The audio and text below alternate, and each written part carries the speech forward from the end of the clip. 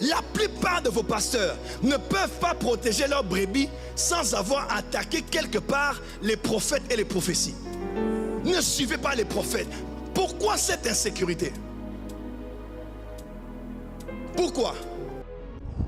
Au mois d'avril 2024, Joël Tatou s'est levé pour dire qu'il y a des pasteurs qui attaquent les prophètes et les prophéties. Nous allons vous montrer les vidéos de 2022 et 2023, où ce faux prophète rabaisse les pasteurs dans ses prédications. Je ne crains pas d'être contredit. Il y a des prêtres bouddhistes qui sont plus spirituels que certains pasteurs. Voilà pourquoi plusieurs prêtres catholiques sont plus spirituels que plusieurs pasteurs. Mais j'ai vu un pasteur qu'on a bouffé par les sorciers. En quoi un prêtre bouddhiste, ou encore prêtre catholique serait spirituel plus qu'un pasteur? Cet homme n'est pas un serviteur de Jésus-Christ.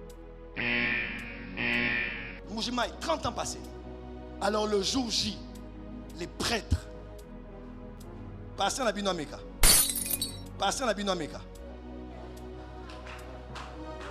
les prêtres sont venus, ils ont fait des cérémonies, ils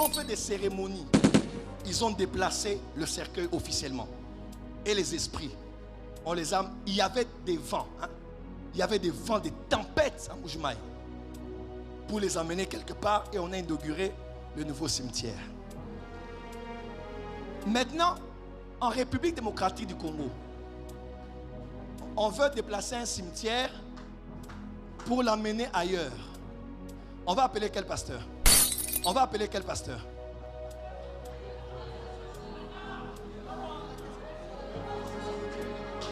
Non, soyez honnête avec moi. Vous voyez maintenant, là, ça devient compliqué.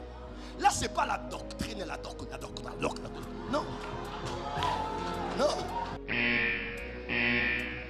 Oh papa, notre père est là. Quand on dort, il est déjà mort. Mais quand on dort, on voit seulement papa, il n'a pas trouvé le chemin.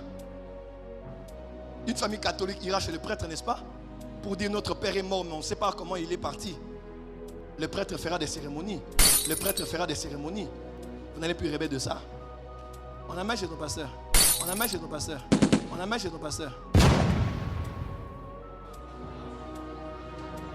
Prophète, tu aimes trop les catholiques.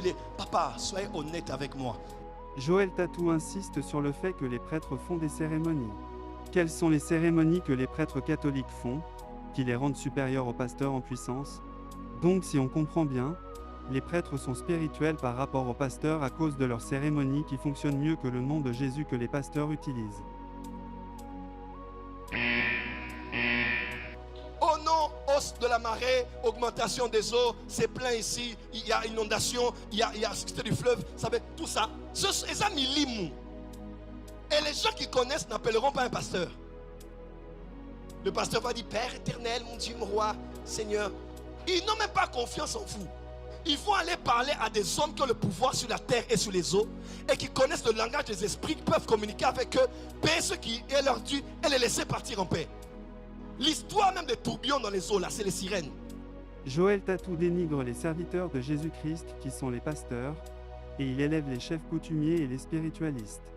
Il décourage les hommes à se confier aux pasteurs, mais il les emmène vers les spiritualistes afin de négocier avec les esprits des eaux, les sirènes.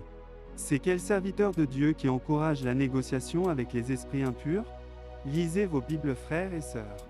Matthieu 8, verset 26. Il leur dit: Pourquoi avez-vous peur, gens de peu de foi? Alors il se leva, menaça les vents et la mer, et il y eut un grand calme. Est-ce que Jésus avait-il payé quelque chose aux esprits des eaux pour amener le calme? Bien-aimés, ce sont des preuves qui montrent que cet homme est un magicien. Il ne sert pas Jésus-Christ. Il accuse les pasteurs de combattre les prophètes, et pourtant c'est lui qui piétine les pasteurs. C'est Joël Tatou qui enseigne la magie à l'Église, et ce sont ces pratiques que les pasteurs condamnent. Il ne s'agit pas de tous les prophètes. Les vrais prophètes existent et ils enseignent la saine doctrine comme les apôtres du Seigneur.